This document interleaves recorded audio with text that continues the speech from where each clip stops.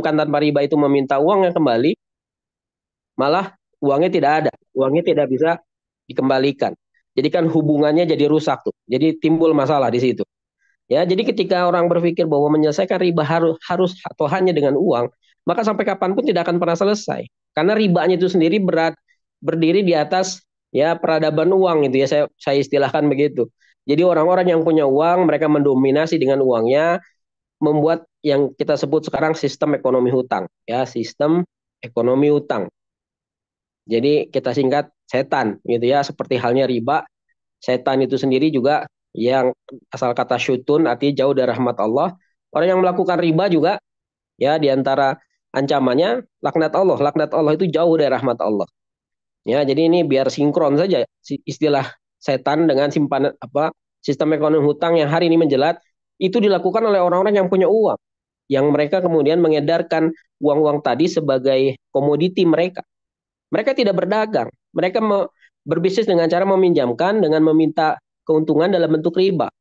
Ya, kalau dosanya hanya untuk mereka saja terserah. Tapi kan hari ini kita juga mendapatkan hikmah ya kenapa kalau bicara riba dosanya bukan hanya kepada orang yang meminta atau yang memakan saja, bukan hanya kepada kreditur saja, tapi juga kepada akilah riba itu kepada krediturnya tadi, kepada yang memakan atau yang meminta riba. Lalu yang kedua wa mukilahu itulah kepada yang membayarkan riba, ya, yang menjadi debiturnya, yaitu kita semua yang sudah telanjur berhutang, sudah dimintai ya tambahan, sudah kita diberi kesusahan karena memberikan tambahan tadi, ya tambah lagi jadi dosa, jadi laknat Allah, ya hum sawa, artinya dosanya sama dengan ya kita sama-sama di dalam dosa. Ya, jadi ketika kita ya menerima hadis ini bahwa perintah pertama kali untuk meninggalkan riba kan sebetulnya ditujukan kepada para kreditur kan, kepada orang-orang yang meminjamkan. Ketika mereka sadar bahwa itu dosa, ya sudah tinggalkan, jangan pungut lagi ribanya. Tetapi dalam sistem ekonomi hutang hari ini, kan mereka malah menyengaja. Mereka mungkin sudah tahu itu dosa, atau mungkin belum tahu, belakangan baru tahu. Tapi karena ini bisnisnya mereka, mereka tidak mau menghapus ribanya. Itu yang sekarang terjadi. Ya, kreditur tidak mau menghapus ribanya. Maka perintah kedua itu sebetulnya dan sekarang menjadi perintah yang utama kepada orang-orang yang sudah telanjur ya kepada para debitur. Stop maksiat ribanya. Jadi bebas riba itu nggak butuh uang. Kenapa? Karena ketika kita stop maksiat bayar ribanya, ingat stop maksiat bayar ribanya. Ketika kita bayar angsuran ada komponen ribanya, maka stop di situ ada maksiat. Ya, beda kalau bicara soal dampaknya secara hukum ya, bukan stop angsuran, tetapi stop maksiat bayar ribanya.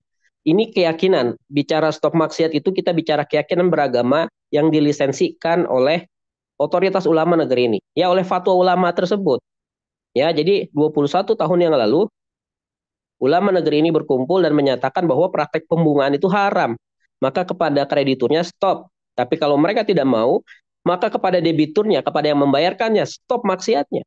Itu bentuk maksiat, itu bentuk keyakinan yang dijamin oleh negara. Ketika kita melakukan stop maksiat, bahwa itu kita sadari dan kita yakini sebagai maksiat, hak kita sebagai warga negara yang beragama itu dilindungi sama negara. Ya, jadi pertama kalau bicara soal sudah telanjur, maka kalau bicara apa solusinya riba, stop dibayar maksiatnya. Jadi riba itu maksiat, maka kemudian membayarnya menjadi dosa. Jadi bebas riba nggak butuh uang.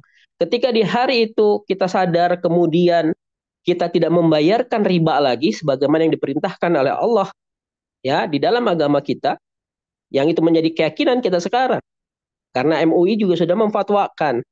Jadi fix bahwa praktek pembungaan yang dilakukan oleh bank, koperasi, asuransi dan sebagainya itu nggak boleh, itu dosa, itu haram. Maka buat yang sudah telanjur jangan lakukan lagi. Kepada debiturnya jangan bayarkan lagi kalau masih ada ribanya. Ya, sampai di sini untuk bebas riba nggak butuh uang, hanya cukup taat saja. Ya, bebas riba butuh taat. Nah, bebas utangnya butuh giat. Nah, itu baru kemudian ketika kita sudah bicara riba ini kan memperdaya. Kalau kita masih di dalam ya ya dalam circle yang memperdaya itu, maka upaya kita untuk berdaya menjadi selalu gagal. Ya bahkan ketika mungkin kita sudah sadar itu salah, kemudian kita berhenti, Kalau di sekeliling kita masih melakukannya, boleh jadi dampaknya juga kepada kita. Ya, katakanlah kita berjualan, lalu konsumen kita orang-orang yang terjerat riba. Kira-kira mereka beli nggak tuh? Kira-kira mereka bakalan nawar nggak tuh? Gitu ya. Bakal kalau berhutang kepada kita ketika beli barang bakalan kebayar nggak tuh? Ya, pasti pasti akan bermasalah. Ya, pasti mereka akan mendahulukan bayar bayar ribanya kepada pihak yang sudah memberikan ya pinjaman tersebut gitu ya dengan ribanya, karena sistem ekonomi hutang ini diperangkati dengan sistem penagihan yang juga ya tentu dalam hal ini tidak akan membiarkan debiturnya tidak membayar. Ya, mereka kemudian membuatkan segenap bentuk ancaman-ancaman kepada kita, tekanan-tekanan penagihan gitu ya, supaya kita membayar. Jadi mulai tekanan itu kalau ada jaminan diancamnya lelang misalkan. Kalau misalkan dia tidak bayar diancamkan denda dan seterusnya sampai yang tanpa jaminan atau tanpa agunan pun diancamkan begitu ya begitu keras ancamannya dari mulai makian sampai ancaman-ancaman premanisme gitu ya. Nah, melalui lembaga bantuan hukum kita mempersiapkan supaya semua bentuk ancaman tadi itu tidak membahayakan. Justru sebaliknya kita melakukan pembelaan terhadap upaya-upaya yang melanggar hukum itu. Jadi cara penagihan ya para pelaku riba itu, para kreditur itu ya semua saya berani katakan semuanya pasti melanggar hukum. Karena kalau tidak melanggar hukum, ya mereka tidak akan bisa mendapatkan ya target angsurannya. Ya, makanya kemudian upayanya mulai dari yang paling halus sampai kepada yang paling kasar itu pasti terjadi dan semua bentuk cara-cara itu pasti melanggar hukum. Ya, yang harus kita sama-sama ketahui, orang yang tidak mampu bayar hutang itu bukan kejahatan. Tidak mampu bayar hutang itu bukan kejahatan. Tetapi ketika mereka melakukan penagihan-penagihan yang melampaui batas atau bahkan yang keluar dari ya katakanlah toleransi untuk memberikan waktu kepada kita ya untuk ya negosiasi untuk cara pembayarannya seperti yang kita mampu gitu, itu melanggar hukum. Itu yang disebut dengan perbuatan melawan hukum. Dalam keperdataan itu disebut PMH, perbuatan melawan hukum. Bahkan perbuatan melawan hukum ini bukan hanya muncul dalam delik perdata saja, di dalam pidananya pun bisa muncul. Jadi kalau kita yang sudah membuat perikatan yang sudah telanjur kemudian tidak mampu membayar, hanya dihukumi sebagai one prestasi gitu ya. Tapi kepada mereka yang melakukan penagihan secara berlebihan, itu bisa melakukan perdata sekaligus pidananya. Ya, jadi kita sekarang nggak perlu takut terhadap tekanan-tekanan penagihan itu. Ya, kita seoptimal mungkin memberikan ya cover ya secara hukum dengan lembaga bantuan hukum yang ada dan ya terus kita kuatkan fungsi kelembagaannya supaya bisa betul-betul membantu ya secara cepat, secara akurat kepada mereka yang sudah tobat riba. Ya, karena hari ini kita sedang membela hak-hak kita yang terus dilanggar oleh para kreditur itu. Jadi kalau kita sudah telanjur, bebas ribanya nggak butuh uang. Sampaikan itu kepada semua orang. Asalkan kita sadari dulu, asal kita ketahui dan yakini bahwa membayar riba itu dosa, itu maksiat. Dan memang dalilnya jelas. Yang tadi saya katakan wazaru mabaqiya mina riba. Tinggalkan sisa-sisa riba, sisa-sisanya saja sudah harus ditinggalkan. Ya, jadi meninggalkan riba itu kepada kreditur, stop. Jangan tagih atau ambil lagi ribanya. Nah, kepada kita, kepada debitur, maka tinggalkan riba itu dalam bentuk tidak bayar lagi ribanya. Yang kita hanya selesaikan hanya pokok hutang saja. Ketahui itu dulu sebagai bentuk ya cara kita untuk kemudian masuk ke dalam hak konstitusionalnya. Ya, karena ini sebuah keyakinan beragama yang dilisensikan tadi melalui fatwa yang tanggal terbitnya persis hari ini di Satuan Hijriahnya 1445 5 Zulhijjah ya, itu ada hak konstitusional yang sampai hari ini pun terus kita ya upayakan supaya negara bisa hadir. Maka itu kemudian kita buat program sebanyak mungkin kasus-kasus ini akan kita sampaikan sampai kepada Mahkamah Agung nanti. Ya, jadi masalah teman-teman itu sekarang menjadi aspirasi yang akan kita olah secara formil supaya negara hadir. Melalui cara apa? Kita akan penuhi Mahkamah Agung dengan kasus-kasus ini. Makanya saya ke teman-teman advokat juga bilang bahwa sudahlah, untuk urusan ini jangan dipungut biaya. Karena kalau itu dihitung sebagai biaya, maka upaya kita untuk memenuhi Mahkamah Agung dengan kasus-kasus ini menjadi terkendala. Ya, kita sedang berupaya mencari dan berikhtiar dengan segenap cara supaya kasus ini zero, nggak perlu ada biaya. Ya, sebanyak mungkin kita harus masukkan kasus ini sampai ke Mahkamah Agung. Ya, kita harus merubah norma hukumnya. Ya, ketika negara melihat secara statistik, nanti ketika sudah di Mahkamah Agung itu pasti muncul statistiknya. Ketika mereka melihat statistik itu, ya pasti mereka akan memberikan perhatian. Yang hari ini terjadi, mereka masih melihat ini sebagai ya sebuah hal yang ya menjadi dinamika di masyarakat saja. Ya ditambah karena keyakinan mereka sendiri secara ekonomi, bank itu satu-satunya ya yang memberikan katakanlah ya mendorong pembangunan begitu ya dikatakan begitu. Tetapi kalau dengan cara-cara riba hari ini Allah janjikan yamhaqullahu riba. Allah akan hancurkan riba. Jadi sebanyak sebanyak apapun orang pintar yang bilang bahwa bank itu adalah dengan cara riba itu ya mendorong pembangunan, ya tentu kita akan lebih percaya kepada Allah yang katakan bahwa riba itu pasti hancur, riba itu pasti binasa, ya. Jadi yang hari ini kita harus sekarang tunjukkan bahwa ini masalah ini sebetulnya sudah sangat ya bisa dibilang sudah sangat banyak gitu. Makanya kita hari ini harus menunjukkan banyaknya itu melalui tadi eh, lembaga penegakan hukum dalam hal ini pengadilan. Ya, makanya kemudian umumkanlah kepada semua orang. Pertama, kita punya fatwa ulama yang menyatakan bahwa praktek bunga itu haram. Kemudian yang kedua, kita harus katakan bahwa kepada yang sudah telanjur, yang sudah membuka kata-kata riba, stop bayar ribanya, karena itu maksiat. Lalu kemudian yang ketiga, ketika stop maksiatnya itu sudah dilakukan, kalau sudah keyakinan terhadap bahwa membayar riba itu dosa, maka sudah tinggal dikuasakan saja ke lembaga bantuan hukum yang kita punya, karena kita fokus supaya yang menjadi masalah itu ya menjadi aspirasi nanti kepada negara melalui lembaga-lembaga pengadilan. Saya ingin katakan begini teman-teman. Jadi kalau ada cara tips lalu diseminarkan, lalu dicari-cari tahu begitu ya tentang bagaimana orang bisa tidak bayar bunga. Kita pikir saja secara logika ya. Kalau kita kemudian berdagang, ada pembeli pembeli bilang kepada kita, saya mau membeli barang Anda, tapi dengan harga pokok saja. Saya tidak mau bayar keuntungan Anda.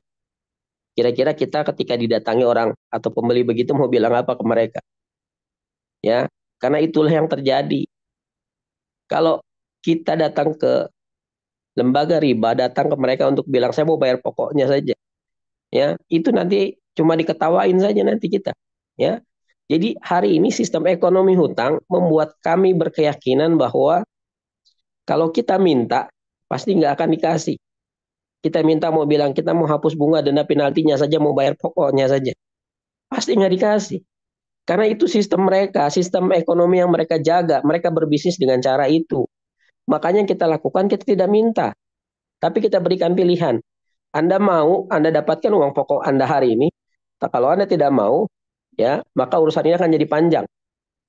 Kira-kira begitulah. Jadi nggak ada pilihan untuk mereka kecuali ya sudah terima saja kalau mereka mau ini selesai segera. Karena ketika sudah telanjur, sudah ada akun kita di sana, secara internal mereka juga direview terus. Mereka mereka mendapatkan tekanan secara internal. Setiap bulan mereka direview terus. Ini akun ABC, kenapa belum bayar? Gitu ya.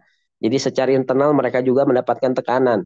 Maka ketika kita mengupayakan supaya keyakinan untuk stop maksiat itu kemudian membuat kita jangan dulu bayar kalau angsuran itu masih ada ribanya. Maka kemudian kita kumpulkan dulu perkara denda itu nanti semua bisa dihapus kok.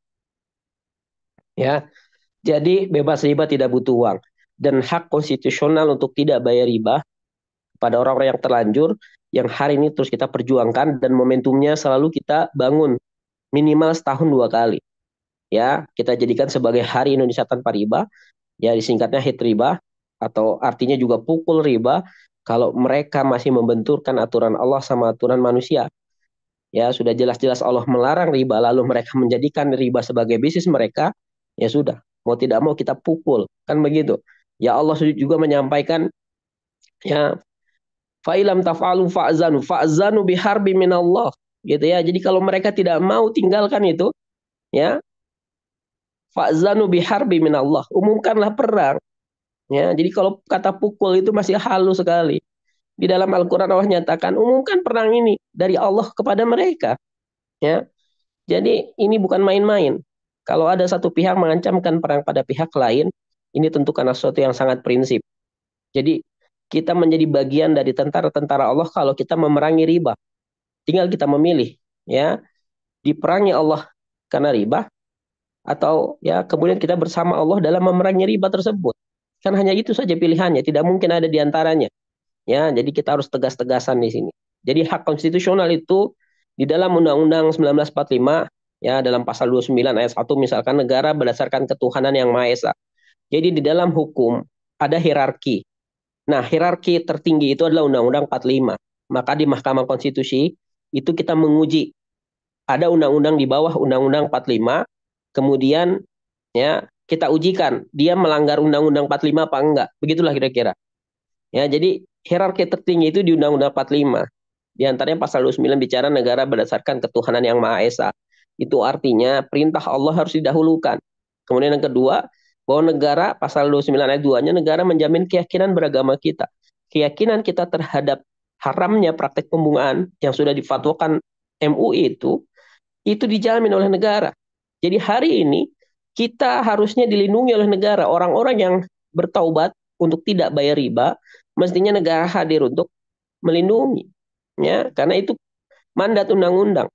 Ya, jadi hari ini pun kita sudah harus tegaskan bahwa kita mau bebas riba pada saat yang sama, ya, tentu kita juga harus secara disiplin mau membayar hutangnya. Ini jangan sampai pincang. Jangan sampai kita semangat membayar ribanya ini yang juga terjadi oleh teman-teman kita di awal-awal intra gitu ya. Orang-orang yang mau bebas riba tapi tidak disiplin bayar hutang. Ya, ribanya diancam neraka, kan tidak mau bayar hutangnya diancam tidak masuk surga. Jadi sama saja. Maka hari ini kita tegaskan semangat bebas riba adalah semangat membayar hutang. Ya, jadi clear sudah. Kita habis riba itu artinya sudah tinggal kita yakini saja, lalu kita bersama-sama ini sampai hari ini kan kita sedang menyempurnakan SOP dan memperkuat terus dengan SDM-SDM yang nanti mewakili kepentingan Bapak Ibu semua di pengadilan terhadap keyakinan tidak bayar ribanya itu. Ya, jadi hari ini kita bicara bebas riba secara elegan. Kita bicara soal hukum negara hari ini ya dengan aturan hukum yang ada, kita masuk di dalamnya, lalu kemudian kita ya melakukan pembelaan dengan hukum yang berlaku. Jadi kita tidak ada istilah mengemplang hutang, tidak. Yang kita tidak mau bayar ribanya. Jadi kalau kita selalu diperdengarkan bahwa wajib bayar hutang, sebetulnya yang lebih dulu harus kita lakukan, yang harus juga kita ketahui, wajib tidak bayar riba. Jadi wajib bayar hutang, wajib tidak bayar riba. Ya, jadi dua hal ini harus kita bedakan dulu pada saat yang sama harus kita lakukan secara serentak gitu ya. Jadi kalau kita hanya ditegaskan bayar hutangnya saja, lalu mereka para kreditur itu ya menjadikan riba sebagai bentuk hutang. Tidak, hutang dengan riba itu berbeda. Yang satunya wajib dibayar, yang satunya wajib tidak dibayar. Utang wajib dibayar, riba wajib tidak dibayar. Begitu ya. Jadi ingat, hutang dan riba itu dua hal yang berbeda. Yang satunya wajib dibayar, yang satunya wajib tidak dibayar. Artinya wajib tidak dibayar itu kalau Anda bayar, Anda dosa. Ya, seperti halnya hutang ketika Anda tidak bayar, Anda dosa. Tapi ketika riba Anda bayar, Anda dosa. Begitu ya. Jadi kalau kita sudah bisa membedakan dua hal tadi, ayo udah sama-sama yang sudah punya masalah, yang sudah telanjur, ya di poin 3 itu ada from zero to hero begitu kira-kira sudah jadi agen, kira-kira yang menjadi agen informasi yang memberikan informasi sebanyak mungkin bahwa kita punya fatwa yang umurnya sudah 21 tahun, yang dari fatwa itu kita punya hak konstitusional untuk tidak bayar riba, lalu kemudian kita juga sudah punya lembaga bantuan hukum yang khusus menangani kasus-kasus bebas riba, ya yang kita katakan sebagai AMR, advokasi melepas riba. AMR itu artinya perintah. Perintah siapa? Perintah Allah. Ya, kita lakukan ini atas dasar perintah Allah, bahwa Allah perintahkan untuk tinggalkan riba. Lalu kita kemudian olah upaya meninggalkan riba itu supaya tidak dianggap sebagai pengemplang hutang, tidak dianggap sebagai kriminal, tidak dianggap sebagai pecundang yang maunya utang tetapi tidak mau bayar, ya. Jadi nanti diskusinya kita akan lakukan, ya, untuk beberapa yang mungkin bisa saya tadi baca. Kalau kita bicara perikatan dengan bank itu tidak final, ya. Perikatan perikatan itu tidak final. Makanya saya katakan tadi telanjur debitur. Telanjur debitur itu kan berarti orang yang sudah melakukan perikatan, ya, sudah melakukan perjanjian. Ya, di dalam perjanjian pasti ada konsekuensinya. Nah, konsekuensi itulah yang kita antisipasi supaya itu tidak terjadi sama kita. Ya, ketika tidak membayar, di antara bentuk konsekuensi di dalam perjanjian kan pasti dibunyikan, misalkan bunganya akan ditambah terus, ada denda yang akan bertambah terus. Itu bisa dihapus, ya. Dan nanti dalam penyelesaian hutangnya semua denda itu bisa dihapus. Dalam bentuk perjanjian juga kalau yang ada jaminan, ya biasanya juga disebut bahwa jaminannya akan dilelang. Ya, saya katakan perikatan itu tidak final. Kenapa? Karena kemudian ada upaya hukum lain yang bisa menahan supaya yang menjadi isi perjanjiannya itu tidak terlaksana. Kalau itu merugikan kita, ya. Apalagi kalau kita bicara perikatan yang terjadi lebih dulu, boleh jadi saat itu keyakinan kita terhadap haramnya bayar riba itu belum kita terima, belum kita dapat, ya. Atau katakanlah kita sudah tahu, misalkan di saat perikatan itu kita buat, kita sudah tahu bahwa bayar riba itu dosa. Ya namanya maksiat kan sering terjadi namanya khilaf. Ya anggap saja khilaf. Pada saat itu kita khilaf. Jadi kalau bahasa hukumnya itu ada yang namanya keadaan yang memaksa, gitu ya. Ada istilah baku dalam hukum, keadaan yang memaksa, yang pihak lain itu tidak boleh memanfaatkan kondisi kita yang sedang terpaksa tadi untuk masuk ke dalam hal-hal yang merugikan, begitu ya. Jadi pada prinsipnya perikatan itu tidak final. Ya, itu secara hukum ada upaya hukum lain yang bisa kita lakukan untuk menyanggah perikatan yang sudah terjadi. Dan itu yang biasa kita lakukan, gitu ya. Jadi saya kira sesi saya nggak perlu banyak-banyak sebetulnya karena bebas ribanya udah gampang kok sekarang. Bapak Ibu semuanya perlu banyak berzikir saja, bertaubat begitu ya. Ya, kemudian kalau bicara soal kita punya program namanya Simpuh. Simpuh itu juga untuk mengingatkan kepada kita semua yang sudah telanjur bahwa dosa kita membuka kata-kata riba itu yang lebih penting kita pikirkan. Apakah itu diampuni sama Allah atau tidak? Kita bersimpuh dalam-dalam. Kita lebih baik fokuskan diri kita untuk meminta maaf kepada Allah bahwa itu bukan dosa main-main, ya. Itu bukan dosa sembarangan. Apakah dosa itu akan diampuni? Itu yang harus lebih kita pikirkan sekarang. Bukan berpikir lalu kemudian nanti bagaimana penagihannya, gitu ya. Tenang, sudah ada lembaga yang fokus di sana. Kita hanya perlu banyak-banyak beristighfar ketika timbul keraguan itu. Ketika mungkin kita sudah mulai, ya, apa galau begitu ya. Karena step by stepnya kalau sudah diketahui, hanya perlu kemudian diulang-ulang saja, lalu kemudian kita ceritakan kepada yang lain ketika kita sudah melalui itu semua, supaya keyakinan ini terus-menerus bertambah. Saya menghadapi banyak orang yang ketika melalui fase-fase awal, dia takut dengan bentuk ancaman-ancaman manusia. Padahal sudah ada lembaga yang mendampingi, ya, sudah ada lembaga yang sudah ngerti dan teruji. Kita ini sudah hampir, ya, kalau 2016 LBH Indonesia Tanpa Riba dibuat, berarti 2024 itu sudah 8 tahun. 8 tahun lebih kita memberikan testimoni, sudah ratusan orang sebetulnya kalau mereka mau speak up saja. Ketika sudah selesai hutangnya, sudah selesai ribanya, mereka tetap berkumpul gitu ya. Lalu memberikan testimoni itu, meyakinkan teman-temannya yang lain. Tentu akan jauh lebih mudah kerja-kerja kita sekarang. Tapi nyatanya, ya, kebanyakan orang berkumpulnya ketika ada masalah saja.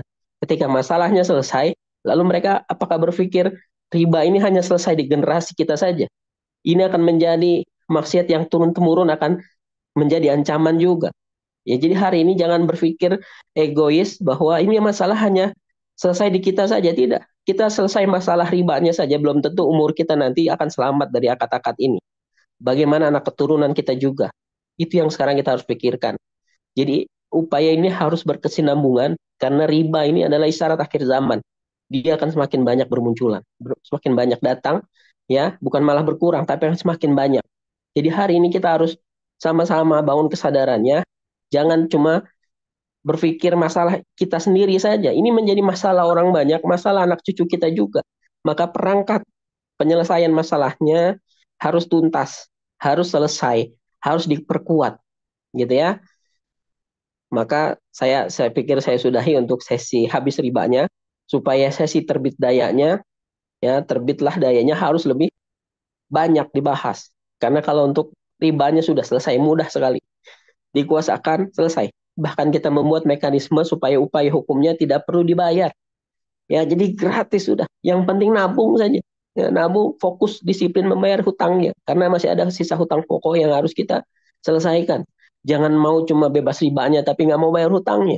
Itu pincang namanya. Itu namanya kita ya hanya beralibi saja mau bebas riba padahal kita tidak sungguh-sungguh. Karena tobat itu ditunjukkan dalam hal pertama kita sudah tidak perlu takut atau malu lagi. Kalau kita sudah benar-benar bertaubat, nggak ada rasa takut atau malu lagi kepada manusia. Ya kita mau kembali taat sama Allah. Ya, maka kita nggak akan takut dan malu ketika didatangi, ketika diancam ini itu nggak perlu malu, nggak perlu takut. Lalu kemudian yang kedua, disiplin bayar hutangnya. Kalau sudah tobat riba, pasti dia disiplin bayar hutang. Kalau dia tobat riba karena takut diancam neraka, maka sebaliknya kalau dia nggak disiplin bayar hutang, ancamannya tidak masuk surga. Jadi sama saja. Jadi dua hal itu yang menjadi parameter. Kalau betul-betul tobatnya, maka seharusnya dua hal itu bisa dilakukan. Ya, jadi sudah bebas riba yang sudah telanjur pendekatannya adalah vokasi hukum. Yang hari ini terus kita sedang kuatkan terus. Nah kemudian kalau mau bicara bebas hutangnya, ya kita harus ya punya kegiatan yang ya membangun potensi diri-diri kita semua. Makanya kalau bicara hari ini orang yang punya daya tapi tidak memberdayakan. Lalu yang kekurangan daya, dia tidak mengambil bagian untuk menjadi yang bisa atau mau diberdayakan, gitu ya. Jadi riba ini memang saya kira lawannya adalah ya tentang bagaimana daya kita yang lemah. Maka kemudian harus ada upaya untuk membangun daya itu supaya lebih optimal sehingga kita tidak perlu lagi membuka kata-kata riba untuk kebutuhan-kebutuhan hidup kita. Ya, kita harus lebih berdaya dan memberdayakan. Begitu saya kira Coach Helmi. Saya kira cukup untuk sesi pertama tadi. Untuk bebas riba bisa dilakukan sekarang juga. Tinggal kuatkan keyakinan kita. Baca lagi, buka-buka lagi lembaran Al-Quran. Ya, semuanya termaktub di sana. Dengar-dengar lagi banyak ceramah soal bahaya riba. Nah, buat kepada yang kita sebagai debitur, tugas kita adalah stop maksiat itu. Jangan lagi dibayar kalau masih ada ribanya. Kemudian yang kedua, hak konstitusional yang diantaranya hari ini sedang kita bangun melalui campaign-campaign tentang ya fatwa ulama yang umurnya sudah 20 tahun lebih ya kita juga mempersiapkan campaign-campaign itu supaya kita semua juga menyampaikan kepada semua orang ya di sekitar kita bahwa kita punya hak tidak bayar riba secara hukum kita punya jaminan negara hak konstitusional itu jaminan negara ya keyakinan tidak bayar riba sebagai bentuk keharaman sebagai bentuk maksiat dengan sendirinya harus negara lindungi bukan sebaliknya jadi lembaga bantuan hukum itu diantara fungsinya adalah ya melindungi hak-hak kita supaya tidak dilanggar. Karena di dalam hukum, ketika hak tidak dibela, maka akhirnya terjadilah pelanggaran hak. Ya, maka pelanggaran hak itu tidak mungkin bisa kita sudahi. Ya, hak tidak akan bisa kita dapatkan kecuali kita sendiri yang memperjuangkannya. Saya kira cukup, Coach Selmi. Hadanallahu wa yakum ajmain. Oke, terima kasih Pak Taufik, luar biasa ya. Teman-teman kasih plus dulu dong buat Pak Taufik nih, kasih reaction, reactionnya mana nih? Masya Allah. Berarti ini hit tahun keberapa berarti Pak Taufik ya? Kalau kita penandanya 1445 Hijriah aja, Coach. Jadi kalau Yes. penandaannya memang kita mulai untuk yang Hijriah itu dari 1441. Berarti kalau hitungannya Yes. 1441 sekarang udah tahun keempat ya, empat atau Masya kelima itu. Allah. Kalau dari fatwa berarti ini sudah 21 tahun ya, Ya, fatwa ini umurnya ada ya. sudah 21 tahun. Oke, baik.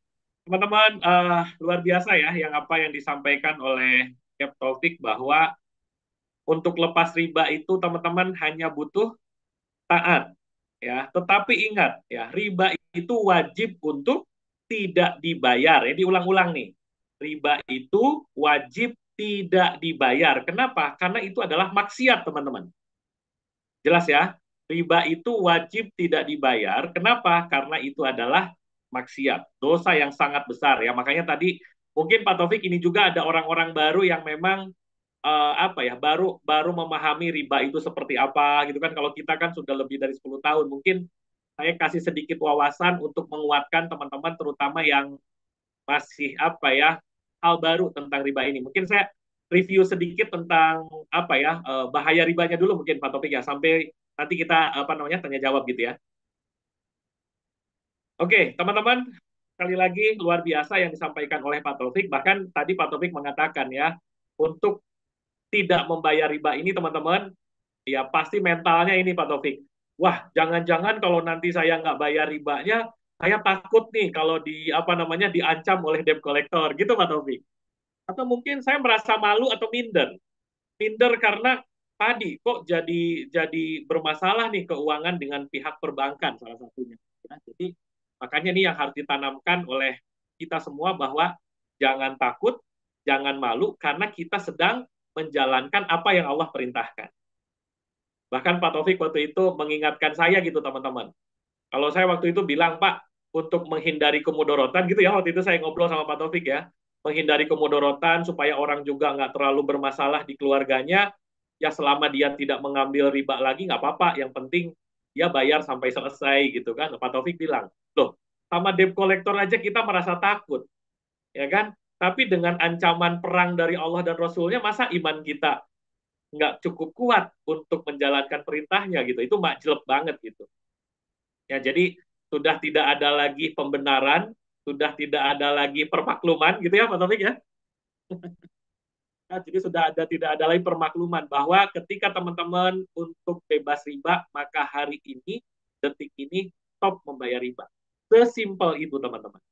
Ya, tetapi ingat bahwa hutang itu teman-teman, nah yang tadi ya, bahwa hutang itu wajib untuk dibayar. Nah, kalau nggak dibayar itu namanya ngemplang teman-teman.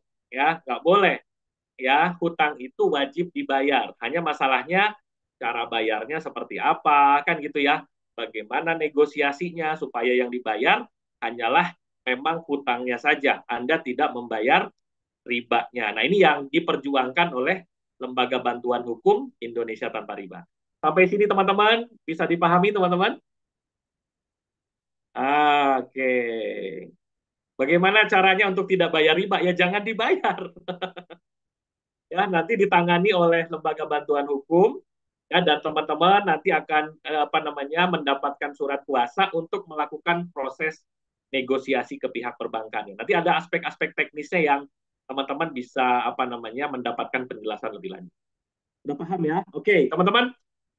Sesi berikutnya, nah ini teman-teman ada Twibbon, tadi sudah saya share juga di grup Telegram, teman-teman pakai Twibbon Hari Indonesia Tanpa Riba nih teman-teman ya, supaya meramaikan. Linknya sudah di apa namanya sudah diberikan oleh Captovic, ada di chat Zoom ya, teman-teman ada linknya tuh, teman-teman bikin foto yang terbaik bahwa malam hari ini adalah malam peringatan Hari Indonesia Tanpa Riba.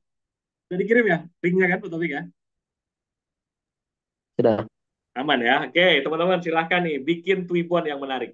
Oke, teman-teman sebelum ke sesi saya nih, teman-teman, maka kita akan nonton dulu satu video, kurang lebih sekitar 3-4 menit ya, nggak terlalu lama teman-teman, tapi mudah-mudahan bagi yang baru pertama kali mempelajari tentang riba, apa itu riba, bahaya riba, dengan video ini, teman-teman bisa mendapatkan pencerahan gitu ya. Teman-teman, yuk kita saksikan tayangan berikut ini.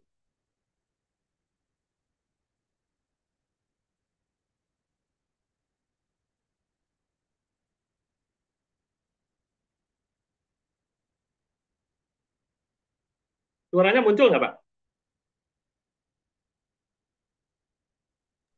Belum muncul.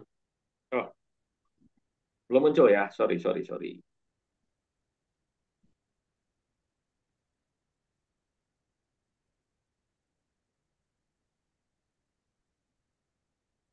Belum ada suaranya, Coach. Oke.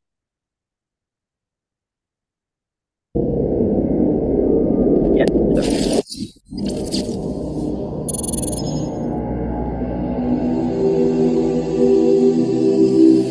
pernah mendengar kisah nyata yang ditulis oleh seorang ibu ketika dia menuliskan tentang bagaimana haramnya tentang masalah riba. Dia cerita, kami dulunya adalah keluarga yang baik, mengisi kegiatan kami setiap waktunya dengan mencari ilmu. Sampai satu waktu suami saya kepentok bisnisnya dan berkata, "Dik, ini kelihatannya bisnis kita ini tidak akan pernah besar kalau kita tidak pinjem. Modal kita cekak, bisnis kita tidak akan besar ini kalau kayak gini." Akhirnya kemudian sang istri berkata, "Ya sudah mas, cari itu. Carilah suami pinjaman yang tidak bersentuhan dengan riba." Karena dia sudah ngerti ilmunya, sudah paham riba itu merupakan sesuatu yang sangat dibenci sampai dipermaklumkan perang oleh Allah dan Rasulnya. Dia cari, kapan entah, bukannya sabar, malah kemudian berkata, ini kelihatannya kita nggak dapat pinjaman, harus minjem yang ribawi. Istrinya yang sama-sama sudah ngaji berkata kepada suaminya, ya sudah mas, pinjam aja kalau memang itu terpaksa. Nah kita ini gampang sekali ngomong dorurah. Nanti tutup dengan sholat, banyak sedekah. Riba mah tidak bisa ditutup dengan sholat dan tidak sedekah. Emang antum kira dengan kemudian riba setelah itu sedekah, kemudian sedekah antum diterima? Tidak diterima sedekah orang yang dari riba. Jangan dianggap remeh riba itu ikhwan. Karena kalau kita nggak ngingetin ini, rusak negara kita ini gara-gara riba. Karena Allah permaklumkan perang. Akhirnya singkat ceritanya kemudian akhirnya bersentuhan. Mereka ngerti ilmunya tetapi tidak mampu menampik lambean pinjaman ribawi ketika itu begitu menggiurkan. Apa yang terjadi? Allah memberikan istidraj. Usahanya berhasil, gede. Maka kemudian sang istri bercerita ketika usahanya semakin besar, maka kegiatan kami yang setiap harinya mengkaji, mendatangi majelis ilmu kemudian jarang kita datangi karena kesibukan kami untuk kemudian mengatur bisnis kami.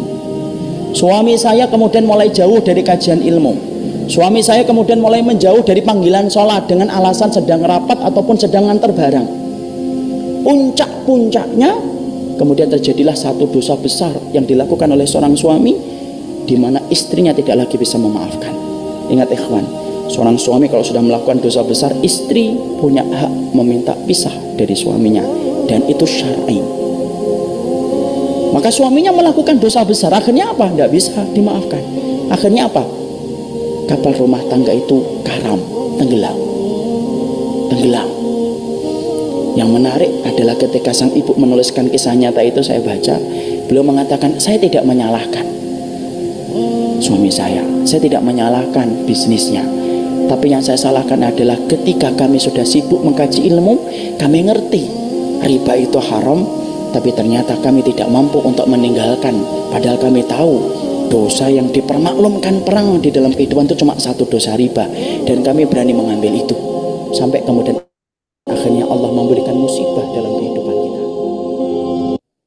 Oke, Bapak Ibu, mudah-mudahan setelah nonton video barusan ya tentang bagaimana riba ini suatu hal yang nggak boleh dianggap hal yang sepele gitu ya, bahkan mengerikan kalau teman-teman selama ini kita melakukan ibadah-ibadah terbaik pada Allah, ya kan? Kemudian di satu sisi justru kita menantang perang terhadap Allah. Kan ini ada yang tidak sinkron, teman-teman. Bahkan Pak Taufik tadi sudah memberikan solusi nyata bahwa cara untuk bebas riba adalah stop bayar ribanya. Nggak perlu nunggu nanti-nanti, detik ini pun bisa dilakukan. Ya, bagaimana dampaknya coach kalau ternyata nanti ada penagihan, ada tekanan segala macam? Itu konsekuensi teman-teman yang harus kita hadapi bersama. Tetapi tidak usah khawatirnya adalah teman-teman memiliki apa ya? Memiliki fasilitas untuk mendapatkan pendampingan gitu, teman-teman. Ya, teman-teman ini menarik ya. Saya berkolaborasi dengan Pak Taufik ini, teman-teman.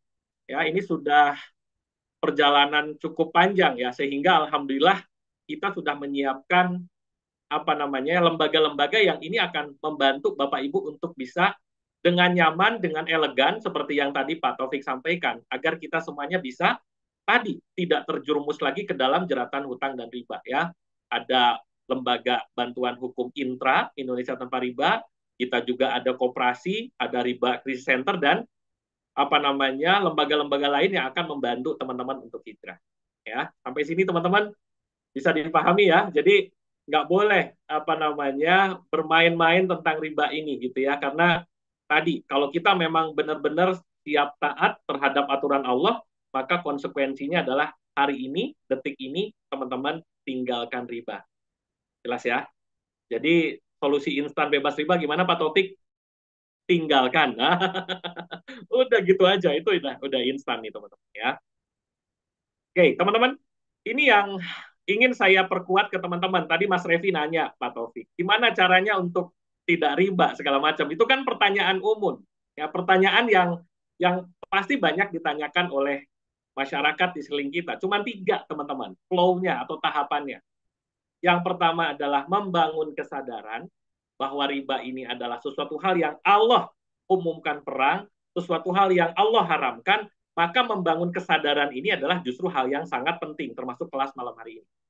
Ya, Cap Topik tadi menyampaikan bahwa perjalanan selama berapa tahun ya berjuang di ranah dakwah ini, teman-teman, maka sekarang solusinya sudah nyata, sudah terang benderang, teman-teman.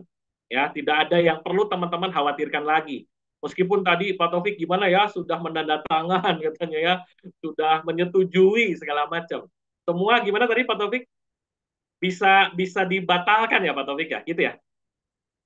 Jadi perikatan itu tidak final. Ya, Perjanjian yang sudah perikatan itu terlanjur kita buat itu tidak final. itu teman-teman. Jadi ini yang membuat kami optimis ya. Maka tahapannya adalah sadar, kemudian teman-teman jauhi, karena sekali lagi banyak orang yang mencari dalih alasan untuk tetap riba. Ya kita namanya dakwah sekedar menyampaikan. Maka teman-teman pagari, lindungi ya keluarga kita, sekeliling kita agar terhindar dari hal-hal yang sifatnya tadi, hal-hal yang berbau riba. Maka sadari, jauhi, baru yang terakhir teman-teman, bangun solusi. Nah ini kebalik masyarakat itu. Udah pengennya udah langsung ke solusi. Tetapi membangun kesadaran terhadap ribanya itu sendiri masih lemah. Ya, maka teman-teman ini nggak perlu lama-lama. Sudah jelas kok ada di dalam Al-Quran. Ya, bagi Anda yang mengaku sebagai orang yang beriman, ini sudah diperintahkan. Gitu ya. Nah ini siapa nih yang bisa bacain? Kang Cep nih. Coba Kang Cep. Bisa bantu bacain nggak Kang? Terjemahannya Kang. Bismillahirrahmanirrahim.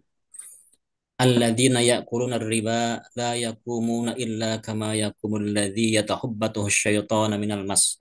Dzalika biannahum qalu innamal bai'u mithlu riba wa ahallallahu al-bai'a wa harrama riba. Faman ja'ahu mau'idatun min rabbih fantaha falahu ma salaf wa amruhu ila Allah wa man 'ada fa ulaika ashabun nar hum fiha khalidun. Orang-orang yang memakan riba tidak dapat berdiri, melainkan seperti berdirinya orang yang kemasukan setan karena gila. Yang demikian itu karena mereka berkata bahwa jual beli sama dengan riba. Padahal Allah telah menghalalkan jual beli dan mengharamkan riba. Barang siapa mendapat peringatan dari Tuhannya, lalu dia berhenti, maka apa yang telah diperolehnya dahulu menjadi miliknya dan urusannya terserah kepada Allah. Barang siapa mengulangi, maka mereka itu penghuni neraka. Mereka kekal di dalamnya. Shadaqallahul adzim. Saya tanya nih Kak. Kang, kalau ada satu maksiat atau satu dosa yang ancamannya adalah penghuni neraka kekal di dalamnya, saking lamanya gitu Kang Cep. Kira-kira nih Kang, ancaman ringan apa ancaman berat nih Kang? Ancaman berat sekali. Berat sekali. Sementara Kang Cep ini hidup di dunia ini selamanya apa sementara Kang? Sementara.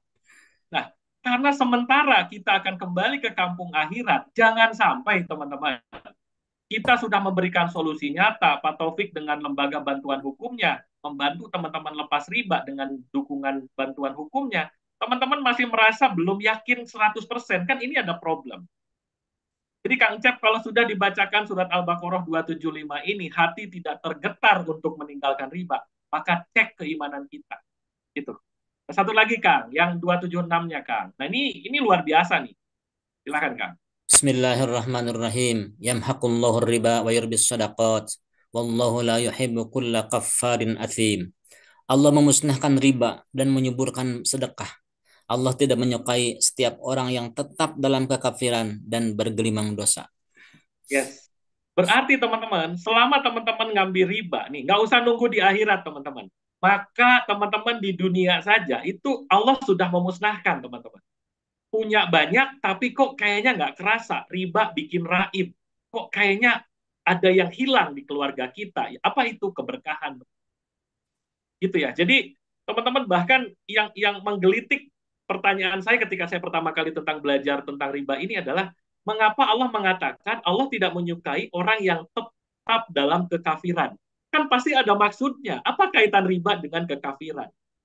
Ini teman-teman. Jadi ini yang menjadi PR besar bagi kita semuanya, terutama bagi keluarga apa ya tadi Pak Topik ketat itu apa Pak singkatannya Pak keluarga Kerabat, tetangga, teman. nah jadi jaga ketat nih kerabat tetangga teman ini yang teman-teman harus lindungi harus pagari teman-teman supaya jangan sampai apa ya tergelincir ke hal-hal yang Allah larang gitu nah ini Mas Refli ini adalah cara kita membangun kesadaran bahwa ini perintah Allah tidak ada perdebatan urusan masalah riba. Teman-teman sampai sini bisa clear nggak nih teman-teman? Bisa paham nggak teman-teman? Oke, yes teman-teman. Makanya yang teman-teman ingin langsung ke hal teknisnya, ingin ada tindak lanjutinya, pastikan teman-teman ikut sampai tuntas supaya teman-teman nggak nunggu lama lagi gitu. Oke, bisa dipahami ya. Oke, bantu saya coach gimana caranya. Nah, itu nanti ada pemetaannya. Ribanya seperti apa, bagaimana menandatangani supaya teman-teman bisa kita bantu melalui lembaga bantuan hukum. Dan 0 rupiah, teman-teman. Tidak ada biaya yang dibebankan kepada teman-teman sekalian. Ya kan, nggak ada alasan lagi untuk teman-teman tidak komitmen untuk lepas riba. Ya, oke. Mudah-mudahan teman-teman dapat pencerahan nih, supaya teman-teman juga apa namanya muncul kesadaran. Nah, yang menarik teman-teman, ketika saya selama 10 tahun ya membantu mereka-mereka yang ingin hijrah lepas riba, ya kan, meskipun secara fakta, apalagi yang viral tuh beberapa hari yang lalu ya Pak Taufik ya, gara-gara masalah riba urusan apa namanya rental mobil gitu kan, yang bermasalah-masalah dengan lembaga keuangan sampai terjadi hal-hal yang tidak mengenakan gitu teman-teman. Ya jangan sampai lah. Ini contoh-contoh yang terjadi nih teman-teman. Ya, cerita korban pinjol, nyaris bunuh diri dan bergelimang hutang. Bukan hanya nyaris teman-teman. Sampai ada yang gantung diri, ingin bunuh diri gara-gara masalah hutang piutang. Masih ingat kejadian 4 orang ya naik ke apartemen satu keluarga loncat dari apartemennya. Kan itu salah satu dampak dari riba ini sendiri gitu teman-teman. Ya, emosi ibu muda bunuh seorang rentenir. Kan ngeri gitu teman-teman. Dan ini ngerinya lagi, riba ini teman-teman dikombinasikan dengan pinjol, dikombinasikan dengan judi online. Wah itu udah ngeri lah teman-teman. Nah, jangan sampai kita harus sampai seperti ini baru teman-teman sadar gitu. Ini satu lagi, mohon maaf ini agak kurang enak bacanya, tapi ini sebagai bentuk saya memberitahu teman-teman, jangan sampai kayak gini. Apalagi kalau udah pinjol teman-teman. Kalau sudah terjerumus ke dalam pinjol, itu kayak narkoba teman-teman. Ya kan akan adiktif, ketagihan teman-teman, dan dampaknya mengerikan. Makanya ini harus segera ditangani.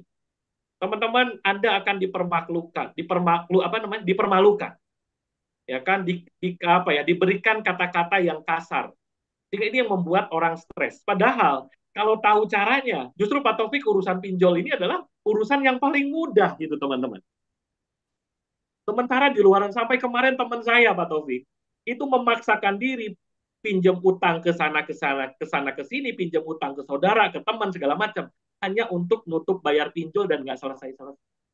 Itu yang menyebabkan ketika ketemu sama saya, coach kenapa nggak dari kemarin nih saya diskusi hal ini dengan coach Helmi gitu teman. Ya, ini teman-teman fakta yang terjadi di masyarakat. Ya, jangan bermudah-mudah teman-teman dengan sesuatu hal yang tadi itu udah jelas-jelas Allah larang. Ya, itu teman-teman. Ya, maka sekali lagi teman-teman, ini pertanyaan dari saya. Masih adakah riba di antara kita? Nah, kalau masih ada teman-teman, ini saatnya malam hari ini teman-teman memutuskan untuk teman-teman hijrah lepas riba. Ya, di momentum Hari Indonesia Tanpa Riba ini, maka putuskan malam hari ini. Mulai hari ini, detik ini, saya memutuskan untuk tidak membayar riba. Ya kan, sekali lagi, tidak membayar riba. Hutang tetap Anda harus bayar. Nah, bagaimana cara memisahkan pembayarannya? Itu sudah ditangani atau sudah dihandle oleh lembaga bantuan hukum metode penanganannya. ya teman-teman. Maka sekali lagi, kalau masih ada riba, maka teman-teman siap-siap menjadi pribadi yang tidak merdeka alias dijajah. Itu teman-teman. Ya, tadi amal soleh kita, kebaikan kita, jadi tidak ada artinya apa-apa ketika teman-teman masih berada di kubangan riba ini. Ya, mudah-mudahan edukasi ini bisa menguatkan nih malam hari ini karena saya lihat masih ada yang baru-baru gitu ya.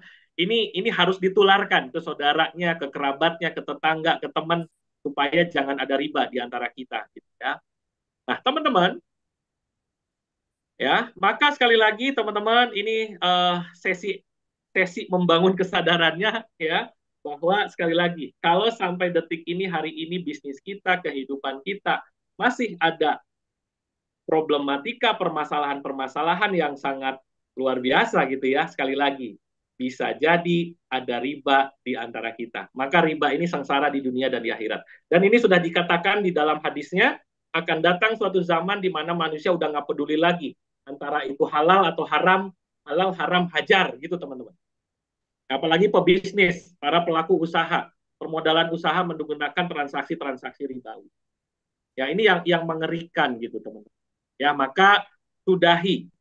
Stop malam hari ini juga teman-teman, tidak ada lagi ya di antara kita ini, jangan ada riba di antara kita. Ya. Kayak lagu siapa ya Kang Ucep ya?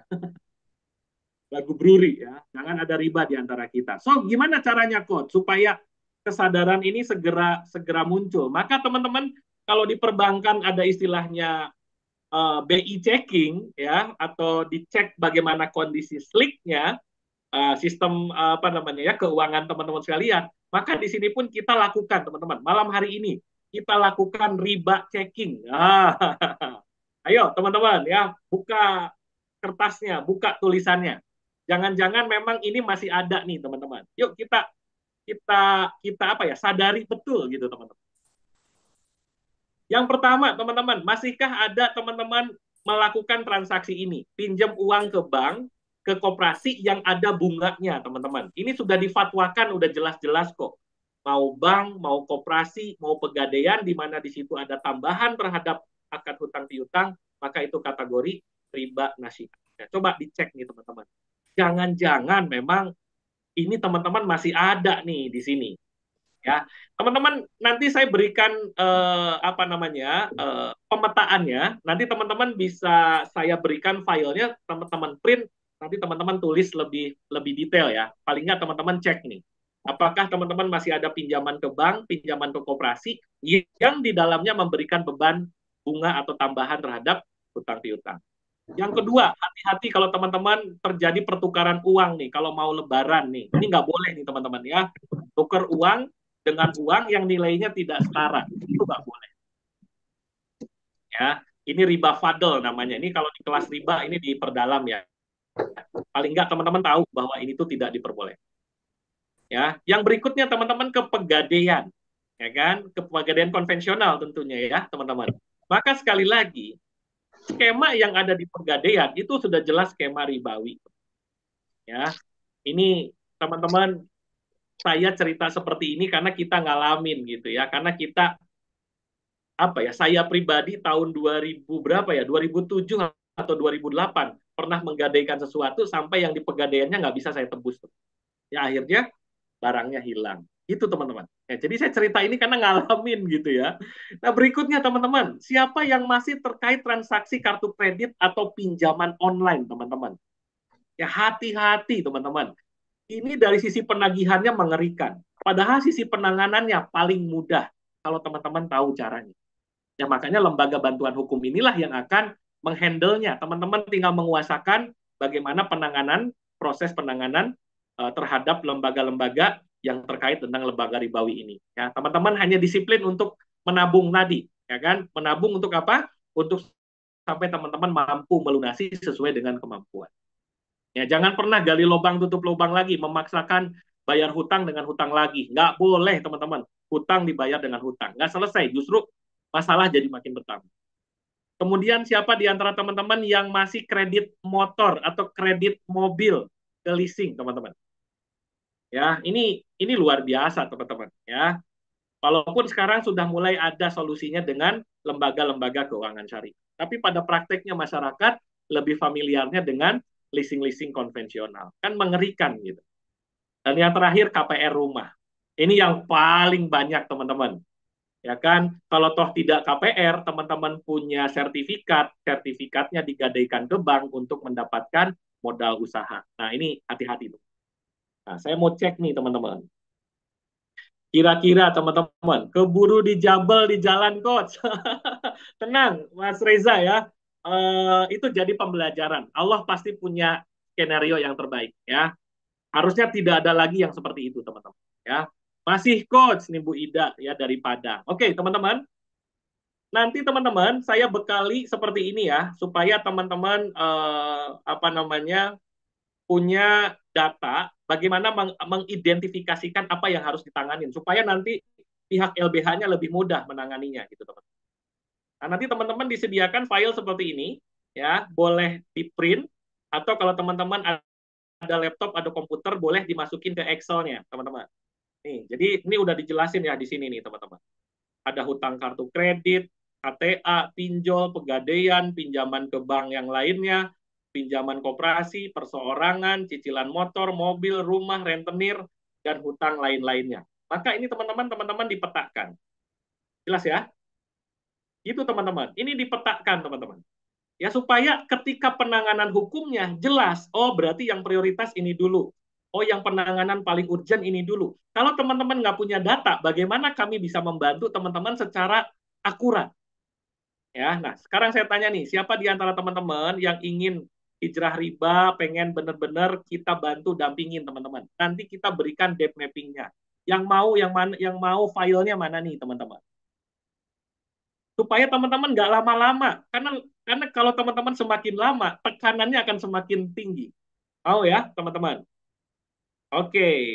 Ya, jadi teman-teman ini pertama yang teman-teman harus miliki, yaitu apa namanya? Debt mapping, peta hutang, supaya analisa dari LBH itu bisa tepat sasaran. Oh, ini berarti ke perbankan. Ini pakai jaminan, ini non jaminan dan sebagainya. Oke ya, teman-teman nanti kan ini sudah pada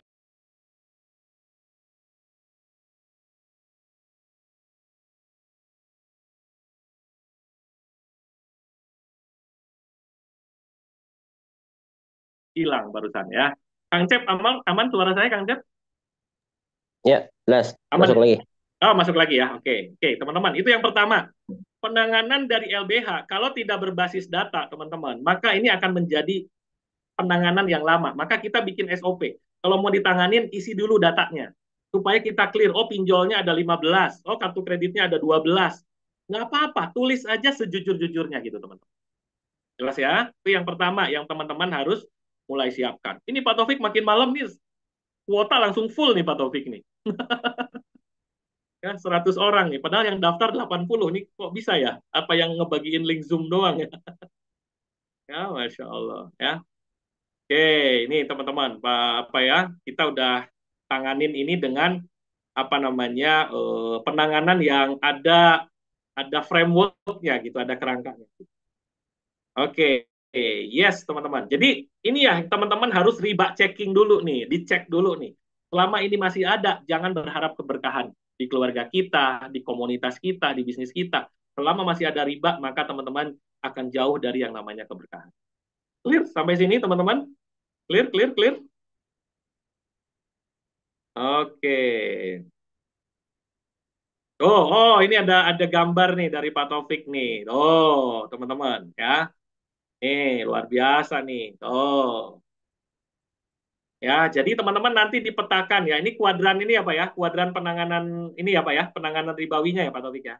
Ya, pemetaan Mungkin antara ya supaya lebih mungkin mudah bisa kita sambil buat dijelasin prioritas. Pak Taufik supaya teman-teman makin cerah nih gitu Pak Taufik. Baik. Jadi kita punya pemetaan terhadap segala jenis bentuk hutang. Karena yang selama ini terjadi ketika semua orang menganggap itu sama, maka tidak ada prioritasnya. Kemudian yang kedua, tidak bisa mengenali atau mengantisipasi bagaimana jalan keluarnya. Ya, jadi hanya ada dua bentuk hutang secara umum. Pertama, hutang itu dengan jaminan atau tanpa jaminan. Gitu ya. Jadi hutang itu dengan jaminan atau tanpa jaminan. Itu yang saya eh, buat garis horizontalnya. Kemudian hutang itu terjadi di lembaga atau non lembaga, itu di jalur vertikalnya, gitu ya.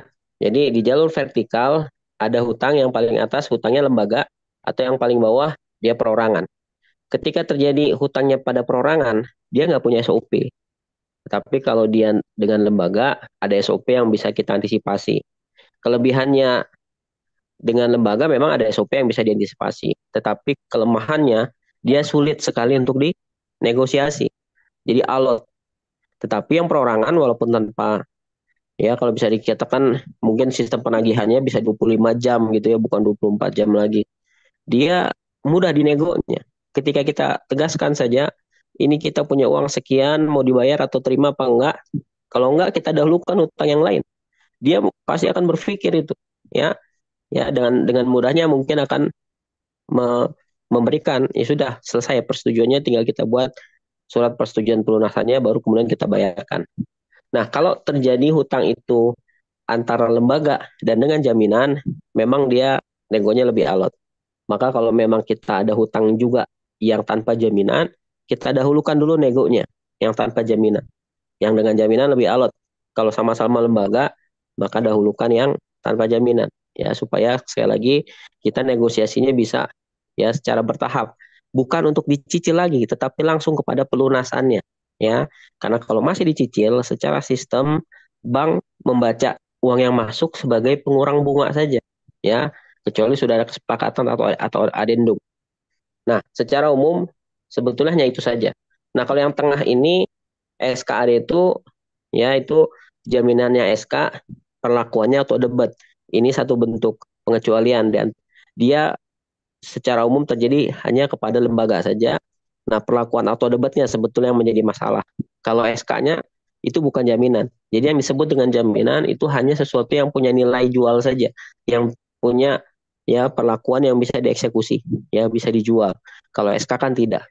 Jadi yang sebetulnya menjadi pengikatnya adalah itunya, auto debatnya. Ya tinggal kalau auto debatnya bisa diputus, maka negonya udah pasti lebih mudah, sangat mudah. Ya, saya kira itu mungkin penjelasannya, Coach. Oke, yes. Nah, mudah-mudahan teman-teman dapat pencerahan ya.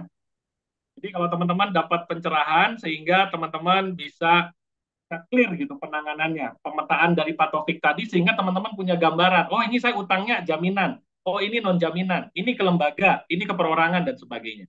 Ya. Oke.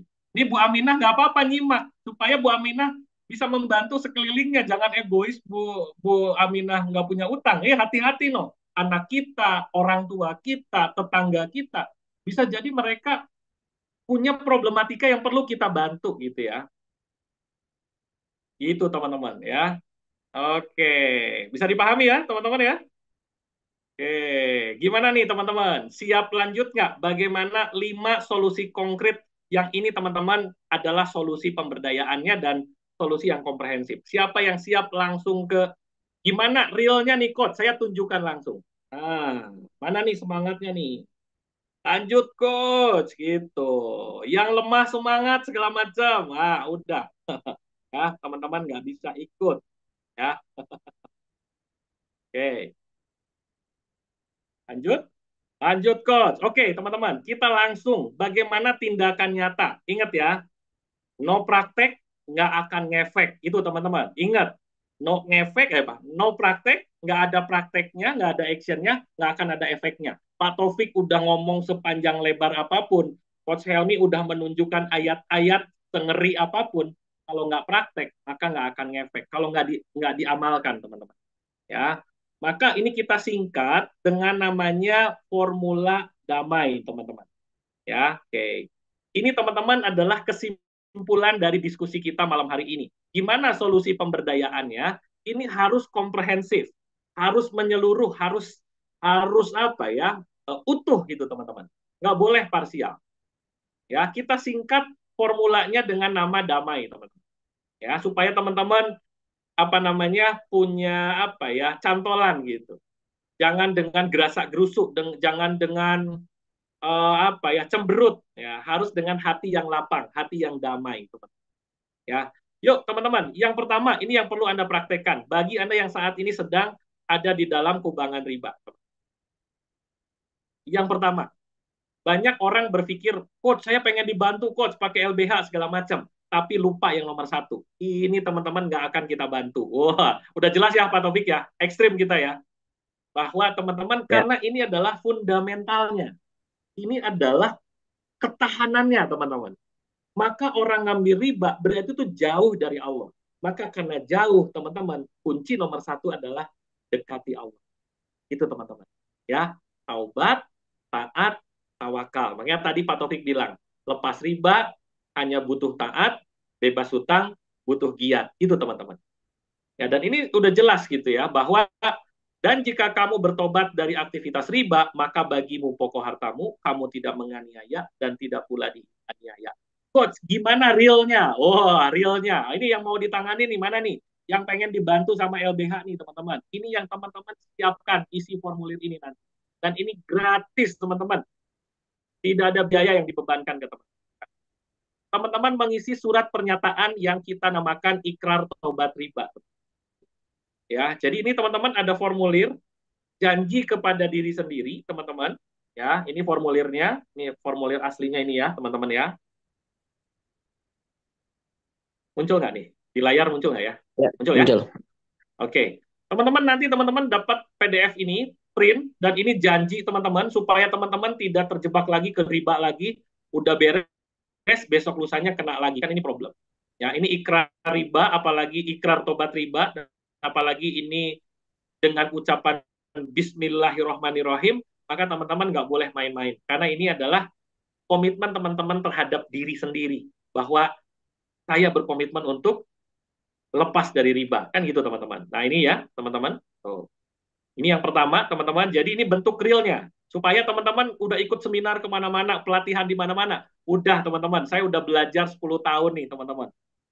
Saya belajar habis jutaan rupiah hanya pengen tahu ilmunya. Ini sudah real, konkret solusinya. Teman-teman. Maka tanda tangan teman-teman. Tanda tangan, isi data, isi biodatanya. Kemudian teman-teman kalau ada saksi lebih bagus, simpan di diri sendiri bahwa teman-teman sudah berikrar untuk tobat riba. Ya Allah, sesungguhnya aku adalah hambamu, tiada Tuhan selain engkau, dan karena engkau aku bertobat serta ku penuhi janjiku padamu. Ini teman-teman. Ya, bagi yang non-muslim ingin tobat riba gimana? Silahkan menyesuaikan. Ya, boleh teman-teman. Yang non-muslim bisa nggak kita bantu dalam perjuangan dakwah ini? Yuk kita bantu. Ya, karena sekali lagi ya, ini bagian dari perjuangan. Ya, itu teman-teman. Ini yang pertama. Jadi teman-teman, taubat riba ini, ikrar ini menjadi syarat kalau teman-teman ingin kita bantu pendampingan hukumnya. Ya, supaya ini solusinya benar-benar permanen dan jangka panjang. Itu teman-teman. Ya. Nah, kemudian teman-teman sekalian, ini ada riadohnya, ada latihannya supaya teman-teman tahan. Daya tahannya diperkuat. Ya, ini dasarnya dari surat Nuh ayat 10 sampai 12. Nah, gimana pengamalannya? Udah, ini gampang, teman-teman. Cukup 5 aja, nggak usah panjang-panjang, nggak usah banyak-banyak. Pertama, teman-teman, ini powerful banget.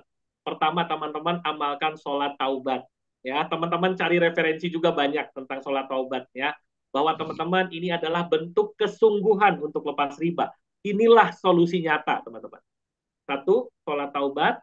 Yang kedua, istighfar, teman-teman. Ini amalan yang mudah, tapi sayangnya banyak orang yang melakukan hal yang powerful.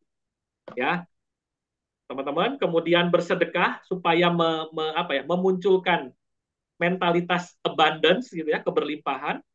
Ya, saya sarankan minimal 2.000 per hari, teman-teman. Ya, secara disiplin.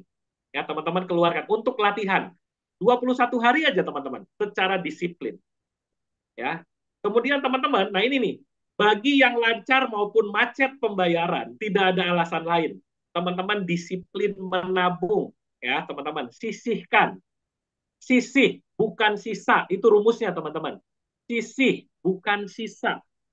Jadi kok saya itu lagi sulit keuangan, masih makan 3 kali nggak? Masih makan 3 kali. Ya udah, kamu puasa 1 kali, ya kan? Sekali makan 10.000 puasa deh untuk ditabungin.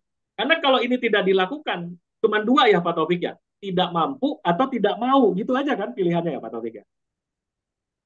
Itu. Ini waktu awal-awal dulu kita nggak sampai ke arah ke sini, tapi kebanyakannya karena ini tidak ditekankan, akhirnya orang apa? Semangat untuk membayar hutangnya jadi lemah.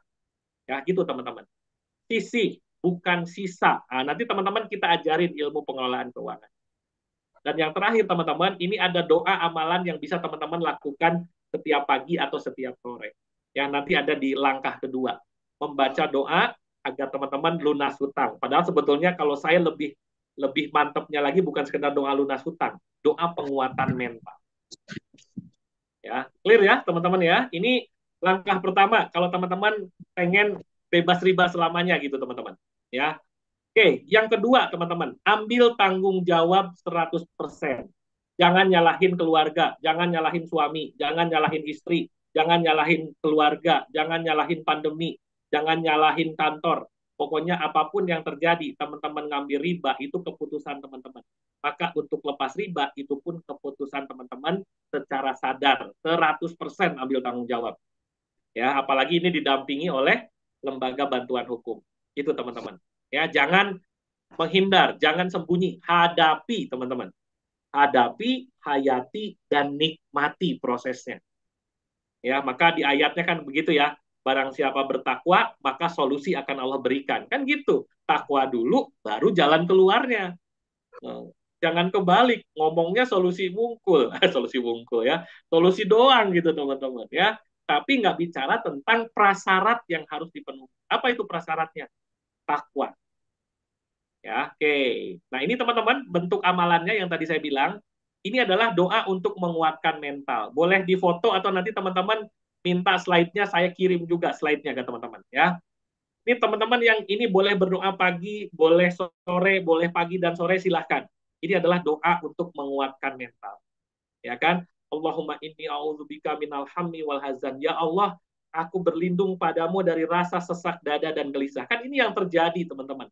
Mental kena, apalagi yang kena pinjol. Dadanya sesak dan gelisah. Itu udah otomatis, sudah pasti. Ya kan? Wa'udzubika minal ajzi wal kasal. Ya Allah, aku berlindung padamu dari kelemahan dan kemalasan. Merasa pribadi yang lemah.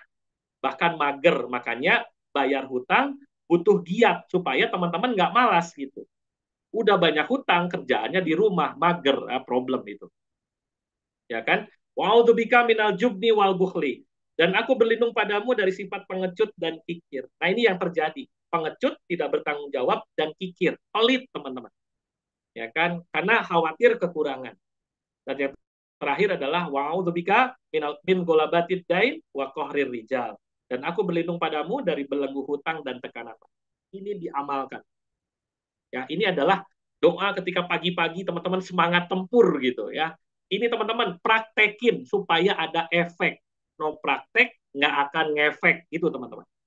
Ya. Nah, kalau teman-teman ini dilakukan, maka disinilah fungsi dari LBH-nya. Nah, nanti teman-teman akan dibekali seperti ini. Ya, jadi teman-teman akan menandatangani dua ini, teman-teman. Ya, ada namanya surat kuasa. Jadi ketika ada yang nagih segala macam, surat kuasanya yang diberikan ke penagih, ya, ke yang nagih ke teman-teman, ke debt kolektornya atau ke lembaga keuangannya, bahwa urusan penyelesaian hutang piutang ini sudah dikuasakan ke lembaga bantuan hukum untuk proses pelunasan. Ini adalah bagian dari negosiasi. Tugas teman-teman adalah apa? Fokus untuk mendapatkan income supaya teman-teman bisa bayar. Jangan dibayar ke sananya langsung, kan gitu teman-teman. Karena pasti akan ada bayar ribanya. Maka masukin ke tabungan. Apa Pak Taufik namanya? Simpuh ya. Ya, Simpanan pelunasan hutang. Nah, ini kenapa dibuat seperti ini? Dulu kita nggak pakai gini-ginian, teman-teman. Pada akhirnya, kalau nggak ada hitam di atas putih, orang nggak disiplin. Makanya ada namanya surat kesepakatan bersama. Bahwa teman-teman jangan sampai sudah dikuasakan, teman-teman hilang. Terus nggak nabung, nggak bayar. Maka kalau itu dilakukan, maka ya surat kuasanya akan kita cabut. Itu teman-teman. Dan biaya-biaya jadi dibebankan. Karena teman-teman tidak disiplin. Makanya ini karena ini gratis, teman-teman, kita kunci dengan perjanjian bahwa kesungguhan teman-teman untuk tobat riba 100%. Nggak ada 95%, nggak boleh 100%. Ya, ini teman-teman. Ini salah satu hal yang membuat banyak orang yang merasa nyaman, merasa lega. Karena inilah tugas dari lembaga bantuan hukum kita. Itu teman-teman. Itu nomor 2 ya. Kemudian teman-teman, solusi nomor nomor tiganya adalah teman-teman mapping kondisi keuangan atau monitoring kondisi keuangan, ya, supaya teman-teman tadi, ya, apa namanya, cash flow-nya makin bagus. Ya, nih teman-teman. Nah, ini teman-teman tadi sudah saya berikan, paling nggak debt mapping-nya dulu deh, ya kan? Nanti baru perlahan-lahan berapa income teman-teman, berapa kewajiban teman-teman. Nah, itu nanti ada sesi berikutnya. Paling tidak, teman-teman, dipetakan bagaimana kondisi keuangan teman-teman. Sisa hutangnya berapa, apalagi kalau datanya lengkap. Pokoknya sekian, bunganya sekian. Itu lebih enak lagi, teman-teman, ya, untuk proses penanganan. Ya, kemudian yang keempat, nah ini dia teman-teman, ini real banget nih.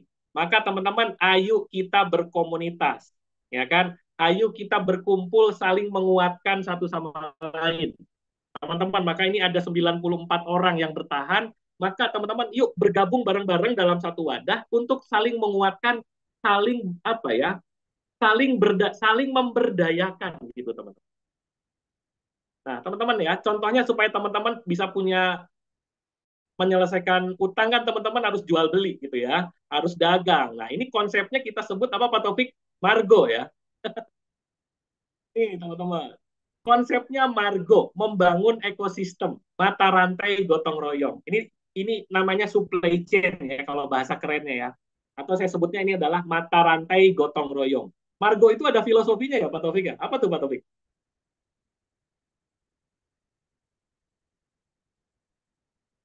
Nah, mana nih Pak Taufiknya nih? Ah, oh Pak Taufiknya hilang nih. Hilang ya Pak siapa nih? Padahal Pak Taufiknya hilang ya?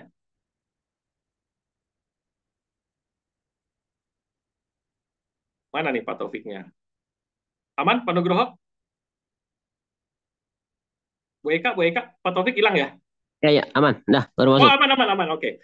Pak Taufik Iya. ini kan membangun ekosistem kan, mata rantai gotong royong itu saling menguatkan satu sama lain ya.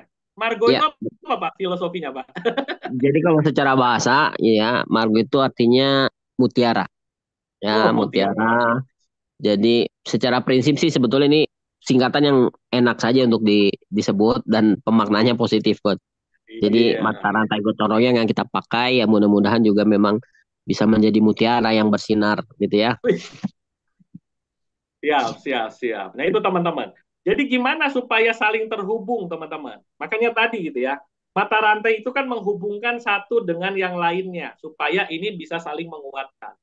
Maka kalau kita berkumpul antara produsen, kemudian pekerja, yang dagang, yang beli berkumpul dalam satu wadah atau komunitas, maka ini akan menguatkan. Ini yang namanya margo, mata rantai gotong royong, saling terhubung satu sama lain. Ya, ini teman-teman. Jadi produsennya dari kita, kalau toh ada yang bekerja, pekerjanya pun orang-orang kita, yang jualan produknya dari kita, yang beli produknya dari kita juga. Nah, realnya gimana, Coach? Nah, saya sudah bangun, teman-teman. Namanya Marketplace. Ini aplikasi yang kita buat, teman-teman. Namanya Virelo Place, teman-teman. Jadi teman-teman yang punya usaha, teman-teman sekalian, maka teman-teman silahkan teman-teman pasang produknya gratis, teman-teman. Ya, teman-teman tinggal pasang produknya, kita bangun komunitasnya sebesar-besarnya, teman-teman. Supaya apa? Yang belinya kita, yang jualnya kita. Nah, ini teman-teman ya, ini sudah ada banyak UMKM yang sudah memasarkan apa namanya memasang produknya di sini. Ya, teman-teman tuh. Ini ada berbagai macam UMKM yang ada di sini, teman-teman ya. Nih, teman-teman ya, ada dari mana nih? Dari Ngelegok, nah, mana nih? Ngelegok tuh mana nih? Daerah mana nih ya? Ada yang Tangerang. dari berbagai macam kota nih, teman-teman. Tuh, ya. Nih, jadi toko-tokonya sudah muncul di sini. Mari kita buat mata rantai yang saling menguatkan satu sama lain. Tuh, teman-teman. Yuk, teman-teman, yang punya bisnis pasang produknya di aplikasi Virelo, baik itu di Android maupun iOS seperti ini. Tuh. Ini kita lagi berjuang nih, teman-teman ya. Sudah ada kurang lebih 100 lebih yang udah ada di website ya. Kalau di aplikasi sudah ada 1000-an lebih, teman-teman. Ya, silahkan. Ini fasilitas tuh, teman-teman. Kayak apa ya, si biru atau si oranye lah. Nah, ini adalah marketplace komunitas. Ya, kita sebut adalah Virelo Place, lapak sukses berjamaah. Ini kita yang buat, teman-teman. Nah, supaya apa? Ekosistemnya terbangun, yang beli kita, yang jual kita. Nah, kabar baiknya Pak Taufik, boleh saya sounding yang akan kita jalankan Pak Taufik Boleh, boleh. kolaborasinya? Ayo, Nah, siap. teman-teman, alhamdulillah, teman-teman, seminggu yang lalu, bukan seminggu ya, ya tanggal 6 bulan 6 tahun 2024, kami membantu salah satu pengusaha dari Solo untuk mengembangkan bisnisnya yang ini bisa mendatangkan potensi cash flow yang besar. Ya, kita sebut namanya adalah Kampung Kelor, teman-teman. Ya, adanya Kampung Kelor yang kemarin kolaborasi dengan LBH Intra dan Indonesia Tanpa Riba, teman-teman, maka Kampung Kelor ini akan memberikan satu komoditas yang bisa untuk menjadi sumber penghasilan buat kita bersama. Nah, insya Allah Pak Taufik tanggal berapa kita rencana ke sana lagi Pak? Ahad, Ahad berarti Hari Ahad ya, nih ya. teman-teman. Jadi mohon bersabar ya. Jadi kita sedang membantu satu pabrik yang luar biasa dan ini akan dibutuhkan oleh di seluruh rumah yang ada di Indonesia membutuhkan produk-produk yang diciptakan. Lebih dari 50 produk yang teman-teman ini semuanya berbasis kelor. Bahkan kalau teman-teman apa ya kemarin datang ke Solonya bikin bakwan dari kelor, bikin sayur dari kelor, ya kan? Mau makan es krim dari kelor. All about kelor, teman-teman. Sehingga teman-teman sekalian ini salah satu bentuk pemberdayaan, ya kan? Bahwa kita beli dan kita bela produk kita. Nah, kabar baiknya ini tadi sih bilangnya ikut acara Zoom ini nih, langsung ownernya nih. Ini hadir nggak ya nih ya? Mana nih? Kita tembak aja nih Pak Taufik nih. Assalamualaikum, Kang Dudi. Mana nih? Hadir nggak nih? Assalamualaikum, Kang. Ini teman-teman, ini salah satu bentuk dukungan kita gitu. Ya, teman-teman akan membuat riba itu kelar dengan kelor gitu. Nugroho. Riba itu kelar dengan kelor. Mbak Teh Eka di mana di rumah jualan bandros. Nah, bandrosnya tambahin kelor jadi bandros sehat. Bu Rifa di mana punya bisnis jualan apa nih? Jualan makanan apa segala macam. Tambahin kelor jadi punya nilai tambah dan bisa mendapatkan harga yang lebih premium. Ada nggak ya nih Kang Dudinya nih? Tadi sih oke ini. Hilang lagi nih. Ada nih. Halo Kang. Biar ngasih spill-spill dikit ya. Mungkin Pak Taufik cerita perjalanan kemarin bagaimana potensi yang bisa kita gali dari potensi kelor ini itu Pak Taufik. Baik. Jadi eh di antara habis riba terbitlah daya gitu ya. Kami meyakini bahwa ketika urusan riba atau yang menjadi masalah orang itu bisa dibantu diselesaikan, maka yang menjadi potensinya akan muncul. Ya, itu pun bisa kita lihat dari Kang Dudi sebagai pihak yang dalam hal ini kemudian persoalannya selesai, maka potensi-potensi yang dia punya kemudian muncul dan di-share juga ke kita semua. Ya, jadi kelor itu disebut sebagai tanaman ajaib oleh WHO dan memang sudah banyak penelitian yang menyebutkan bahwa kelor itu penuh dengan nutrisi dan memang banyak khasiatnya lah begitu ya. Nah, Kang Dudi sudah sejak lama gitu ya, sejak dia masih kuliah bahkan memang intensif dalam hal pengelolaan kelor menjadi berbagai bentuk produk gitu ya. Ada 3 bentuk produk premium yang hari ini mungkin di Indonesia cuma baru ada ini. Ya, jadi saya kira nanti kepada kita semua ya untuk pemasarannya tentu selain memang karena khasiatnya sudah orang juga banyak kenal, aplikasi terhadap produk-produk itu di berbagai jenis makanan dan minuman itu kan jadi lebih membuat produknya akan lebih terserap dengan baik di pasar. Nah, kita punya tadi kenapa semboyan kelar dengan kelor itu ya karena kami meyakini bahwa ya mudah-mudahan ini menjadi terobosan juga secara ekonomi supaya ya teman-teman yang masih punya masalah hutang tadi ya tentu tinggal persoalannya kita harus giat supaya ya bisa mempercepat pembayaran hutang. Nah, kemudian kalau bicara hutangnya sudah selesai ya jangan sampai berhutang lagi. Dan kita ingin naik level lagi. Jangan Yes. berhutang lagi. Kita menjadi pihak yang bisa menghutangi orang lain ya karena Yes. faedahnya begitu besar. Ya, faedahnya begitu besar. Gitu, Coach. Oke, Pak Taufik ini luar biasa ya teman-teman. Jadi kalau teman-teman kita punya komunitas yang saling menguatkan produknya Pak Adel, produknya Bu Eka, produknya Pak Acim, saling menguatkan, maka ekonomi ini akan bangkit ya. Ini saya ada, ini Kang Dudinya kelihatannya mungkin sedang tidak online. Jadi teman-teman insya Allah salah satu komoditas yang akan membantu kita semuanya tadi ya, salah satunya ya, di bidang perdagangan, kita akan menggunakan komoditas kelor ini yang bisa dipakai untuk bisnis teman-teman apapun, ya, terutama kaitannya dengan urusan masalah pangan gitu teman-teman ya. Ini bakalan seru nih. Bulina nih di Padang lagi jualan makanan apa, ya kan? Nah, ini semuanya sudah berbasis kelor gitu ya. Jadi keren lah. Ini bakalan produk yang repeat order, produk yang akan bisa membantu meningkatkan value dari produk yang teman-teman jual. Ya, ini insya Allah nanti akan ada kelas lanjutan. Gitu ya, Pak Taufik ya. Ya, Oke, nah kemudian yang terakhir teman-teman, ya tadi sudah ada di actionnya, ada Virelo membantu marketplace komunitas, saling beli, saling jual satu sama lain, dan yang terakhir adalah yuk kita kencengin sedekah kolektif, infak kolektif berjamaah teman-teman. Ya, bahkan kita sekarang Pak Taufik sudah dilaunchingkan aplikasi Kita Pay ya, di ya, mana Kita Pay ini adalah platform yang bisa transfer antar anggota, bisa transfer ke perbankan, teman-teman sekalian, sehingga apa? Kolektivitas dana infak, sedekah, dan transaksional, teman-teman sudah bisa diakomodir dengan aplikasi yang sudah kita set up dari Koperasi Indonesia Tanpa Riba.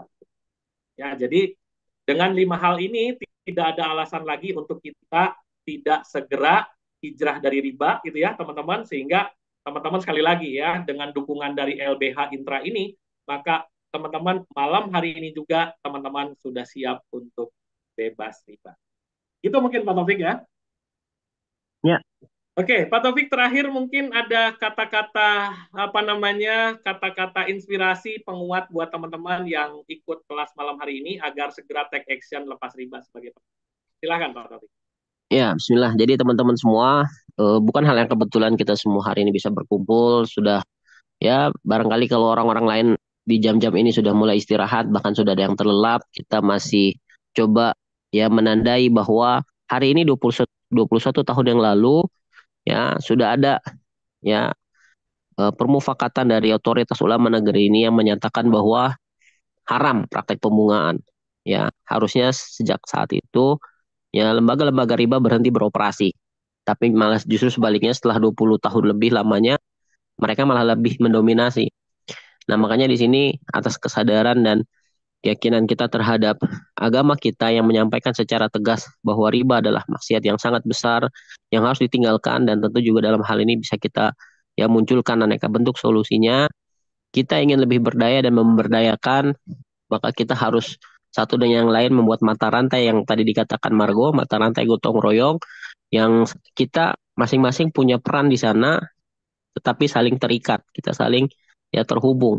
Ya, dengan cara itulah mudah-mudahan kita bisa menyeimbangkan ya untuk bisa menghindari ya perangkap-perangkap riba. Kita tidak perlu lagi berhutang dengan lembaga riba karena kita sudah memiliki ekosistem tahun sendiri ya yang untuk pinjaman tidak perlu lagi meminta tambahan. Itu akad sosial yang Allah ganjar dengan banyak kebaikan.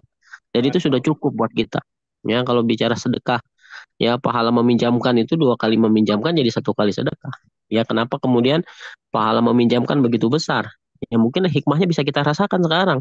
Hari ini orang meminjamkan dengan pamrih. Mereka berhitung setiap perak yang mereka keluarkan dalam pinjaman, mereka selalu hitung harus kembali lebih. Ya, sampai dibuatlah kemudian lembaga yang secara khusus mengelola itu. Ya, padahal hikmah ya kita mendapatkan janji pahala yang jauh lebih besar dari itu. Bahkan pinjaman yang tidak kembali menjadi pahala kita nanti di akhirat.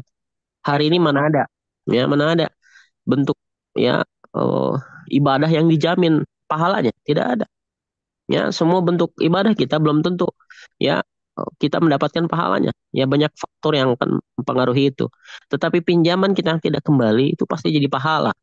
Maka kita sekarang pun menjadi termotivasi bukan hanya mau melunasi hutangnya lebih cepat saja, tapi ingin menjadi orang-orang yang juga memberikan hutang pada pihak lain, ya supaya kita mendapatkan tadi janji-janji Allah terhadap orang-orang yang memberikan hutang. Ya saya kira begitu. Mudah-mudahan habis riba terbitlah daya. Masalah riba kita anggap selesai, sudah ada mekanisme penyelesaiannya. Maka ayo kita munculkan potensi-potensi yang kita punya supaya kita tidak terkungkung terus oleh ya perangkap riba ini hingga kemudian kita gagal fokus dan potensi kita tidak berkembang. Ya, saya kira begitu, Coach. Masya Allah.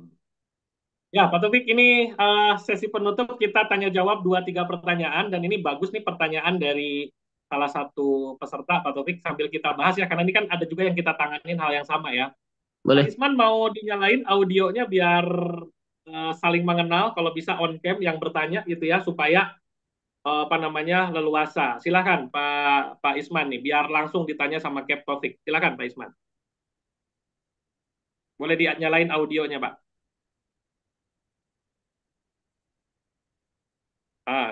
Silakan Pak. Bisa? Nah, diklik aja Pak audionya sekali. Terkait ini. Belum bisa audionya, tinggal diketuk Pak, diketuk sekali. Nah, ini bisa. Assalamualaikum warahmatullahi wabarakatuh. Waalaikumsalam warahmatullahi wabarakatuh. Gimana suara saya, Coach? Bisa jelas? Aman, Pak Isman, aman. Silakan Pak. Ini pertanyaan saya, ini kasusnya di diri saya sendiri ini. Yes. Saya pensiunan pegawai negeri sipil dan tadinya tentunya negeri sipil. Astagfirullahaladzim, saya pengetahuan saya tentang riba memang dari awal sangat minim sekali. Ya. Dari dulu saya memang terikat dengan bank atau pinjaman riba. Ini mudah-mudahan Allah memberikan solusi yang terbaik untuk saya. Jadi begini, langsung ke pertanyaan. Kami pada umumnya PNS, bahkan sampai pensiun, itu kami meminjam uang dengan bank yang ada unsur riba. Kami seperti sarankan tadi, hentikan bayar ribanya, tapi tetap bayar hutangnya. Gimana solusinya dengan kasus yang ini? Karena gaji dibayarkan tiap bulannya itu kan ditampung oleh bank yang memberikan pinjaman riba itu ke kita. Ini rumit ini bagi saya sementara ini. Yes. Ya, mungkin nanti ada penjelasan lanjutnya. Oke, siap. Wah, monggo Cap, kira-kira gimana nih terkait yang SK ini seru nih. Kayaknya nih banyak yang kayak gini kan. Ya, jadi yang SK itu sebetulnya SK-nya sendiri bukan jaminan ya, tapi memang yang mengikat itu adalah auto debitnya. Dan kenapa mereka bahkan bisa memberikan gaji 100 diberi pinjaman 100 gitu ya sampai dibuat seperti itu karena mereka merasa aman dengan auto debitnya. Nah, auto debit itu sendiri terjadi karena kita menandatangani surat kuasa pendebetan. Ya, jadi auto debitnya atas dasar memang kita tanda tangan itu. Jadi kalau mau bicara negonya, ya mereka kan akan terus melakukan pemotongan itu secara otomatis. Maka harus kita stop dulu di sana. Cara stopnya yang paling mudah memang dan sudah pernah terjadi sama beberapa orang yang kemarin sudah masuk kuasanya, kita pindahkan dulu rekening kita. Ya, jadi cara itu di awal kalau memang bisa dilakukan itu efektif. Jadi ketika kita pindahkan rekening bank penerimaan gaji kita ke bank lain yang bukan kita meminjam di sana, maka dengan sendirinya bank tempat kita meminjam itu tidak bisa auto debit. Dan dampaknya memang pasti kita akan ya tentu didatangi, ditanya dan seterusnya. Tetapi itu bukan masalah. Kan kembali lagi kita mau negosiasi supaya kita bisa melakukan pembayaran sekaligus dengan angka yang memang kita sanggupi. Maka negosiasi nggak akan terjadi ketika ya uangnya masih terus terdebat secara otomatis. Ya, jadi langkah pertama tadi pindahkan dulu banknya. Kalau banknya tidak bisa dilakukan gitu ya, karena biasanya bendahara yang melakukan proses itu kemudian tidak mau memindahkan karena secara B2B-nya ya secara kelembagaannya mereka kan juga terikat. Maka ini menjadi masalah kita dengan si pihak bendaharanya. Ya, kita buat surat cabut kuasa auto debitnya. Ya, ini memang cara yang tentu tidak populis gitu ya. Kepada mereka tentu kita akan akhirnya harus ya dengan sendirinya harus bersikap secara tegas. Kalau surat kuasa auto debitnya sudah kita ya kirimkan bahwa kita sudah tidak setuju ada auto debetan, tetapi mereka masih lakukan lagi, maka disitulah proses hukumnya harus dilakukan, harus dijalankan. Ya, jadi sekali lagi untuk yang auto debit tidak mungkin bisa dinegosiasikan kecuali yang auto debit tadi bisa kita putus. Nah, cara putusnya pindah dulu rekening. Kalau kalau tidak bisa atau dihambat, maka kita kirimkan surat cabut kuasa auto debitnya.